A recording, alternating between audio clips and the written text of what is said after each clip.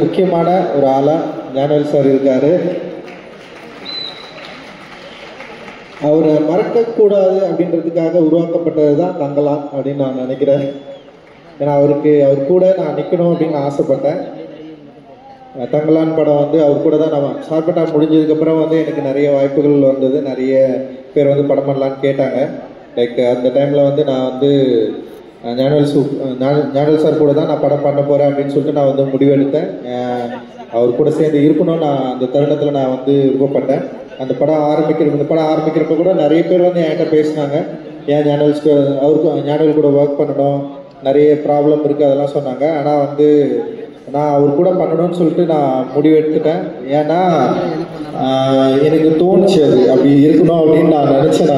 எனக்கு வேறு எதுவுமே தோணலை. ஞானவேல் சார் கூட நிற்கணும் அப்படின்ற மாதிரி எனக்கு தோணுச்சு. ஸோ அவர் கூட நான் நின்னேன்.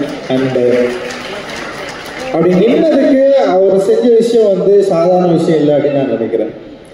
தங்கலான்ற ஒரு படம் வந்து நான் இப்படி எடுக்க போகிறேன், இந்த மாதிரி ஒரு ஸ்கிரிப்ட் அப்படின்றப்போ வந்து பட்ஜெட்டில் வந்து சில பிரச்சனைகள் இருந்தது.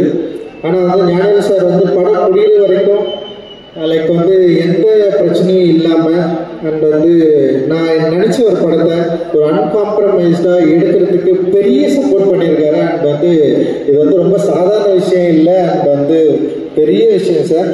அண்ட் வந்து நீங்கள் சப்போர்ட் பண்ணதுக்கு வந்து என்னுடைய மிகப்பெரிய நன்றிகள். அந்த நன்றியை நான் வெற்றியாக கொடுக்கணும்னு தான் ஆசைப்படுறேன். உண்மையிலேயே வந்து ரொம்ப சுயநலமாக இருக்கக்கூடாதுன்னு நான் நினைக்கிறேன். ஏன்னா வந்து ஒரு டிரெக்டராக சில ஆர்டிஸ்டிக் ஃப்ரீடம் இருக்கும். அந்த ஃப்ரீடமை நான் யூஸ் பண்ணிக்கணும் மட்டும் நான் நினைக்கல. ஒரு தயாரிப்பாளராக நீங்கள் என்னை நம்பினதுக்கு, ஒரு அண்ணனா என்னை நீங்கள் வந்து நம்பினதுக்கு, அண்ட் ஒரு தம்பியாக உங்களுக்கு ஒரு வெற்றியை கொடுக்கணும்னு சொல்லிட்டு நான் வந்து ஆசைப்படுறேன். நிச்சயமாக இந்த படம் உங்களுக்கு ஒரு நீங்கள் நம்ம நினைக்கிற ஒரு வெற்றியை கொடுக்கும் அப்படின்னு நான் நம்புகிறேன். அது